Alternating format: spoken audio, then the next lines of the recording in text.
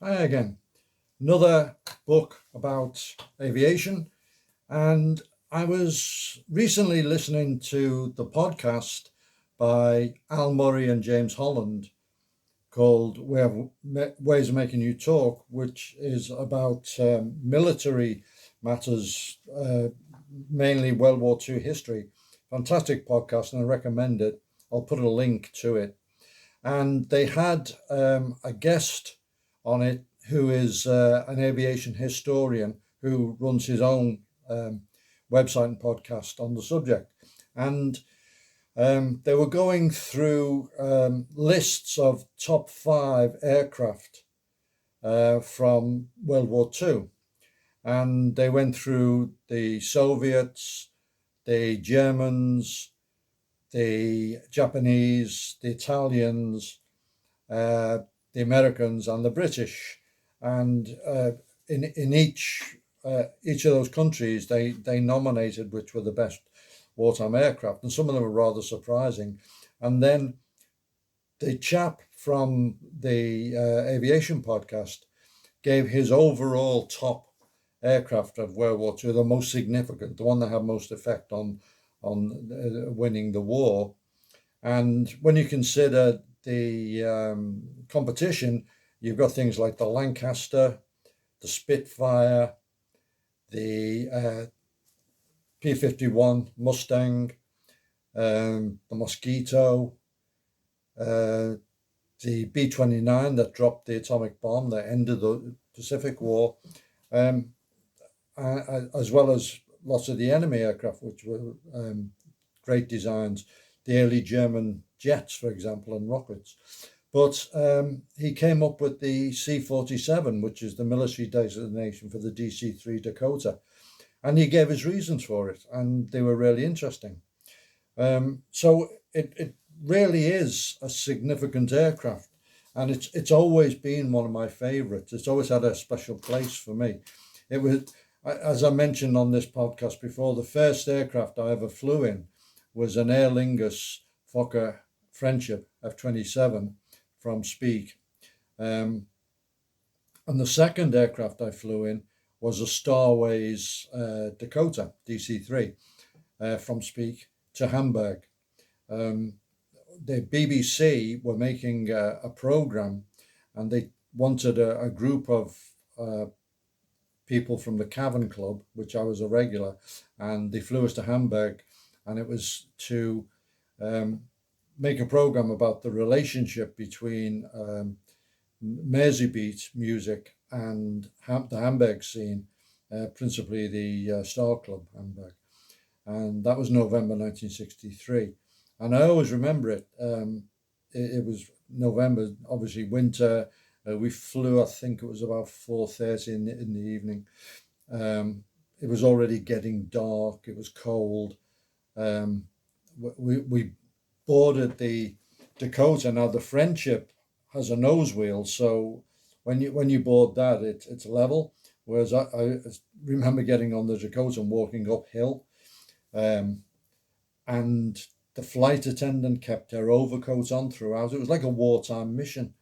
But as I say, I had a great fondness for it. And since then, I've encountered the Dakota in many, many parts of the world. When we were invited to the Air Force Parachute Training School in Salisbury, Rhodesia, at New Sarum, they were jumping from Dakotas, and some of the Dakotas they had been used at Arnhem, and so even in the 70s and 80s, they were still being used militarily. So terrific design, and in one of Gavin Lyle's books, I mentioned Gavin Lyle in one of the fiction sections, and he wrote several of his books have an aviation theme, former RAF pilot, and one of his characters is flying around the Greek islands and the Mediterranean in a charter Dakota, and he mentions that all the major manufacturers were trying to develop a Dakota replacement, an aircraft that would replace the Dakota in the world's fleets for both passenger and cargo operation. And they're still doing it to this day. In fact, the Fokker Friendship was considered a Dakota replacement. And many of the aircraft that you see really are doing the job that the Dakota was done for. Another notable use of the Dakota was the Berlin airlift. And I did a lot of courses in Frankfurt area. And at Frankfurt Airport, just outside the airport, there's a memorial to the Berlin airlift. And there's the other end of it is just outside Tempelhof in Berlin. And the Frankfurt end had a couple of aircraft there. One was a Dakota and one was, I believe it was a DC-4 Skymaster, painted in wartime colours for the airlift, to commemorate the airlift. So it was massively important for that kind of thing. And a lot of the aircraft that flew in the airlift formed the spine of civil aviation in the UK after. A lot of little airlines started up with one or two Dakotas from the wartime or Berlin airlift times. The book, the DC-380 Glorious Years, is a really great history of the aircraft from its development. It developed from the DC-2 aircraft, and the original designation was Douglas Sleeper Transport. It had to be wide enough that you could have berths on either side of an aisle, so it could be a sleeper. And another requirement was that it could cross the United States from coast to coast in 4 stops. So it was enormously successful right from the beginning, and it saw service both as a commercial aircraft initially and then as a military transport. And as I say, it was voted the most significant aircraft by this podcast for World War II.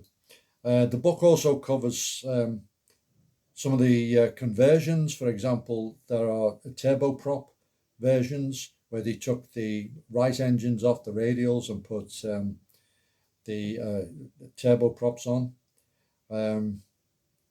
They're still flying all over the place. One of the Bond films, Quantum of Solace, you'll see a Dakota used there. It was notionally Bolivia, but it was South America, and it was still being thrown around the sky there.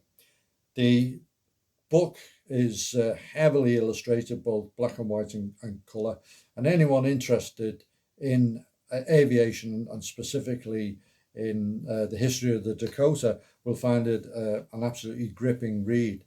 And it really is a tribute to a unique aircraft that I don't think really there's anything similar with that length of service and history that is still flying somewhere in the world today. I last flew in a Dakota in Coventry. It was a pleasure flight, saw it advertised. We went down to Coventry Airport, and lo and behold, the aircraft, the Dakota, was the same aircraft I'd flown in 1963, GEMPY. It was a former Star Wars fleet aircraft. And that was probably one of the last opportunities to fly in a Dakota, because the European community, those wonderful people, brought in rules that they had to have avionics equivalent to a transatlantic jet, and it just made it financially untenable to have them for short pleasure flights anymore. So that's a loss. So really recommend the book to anybody interested in aviation history.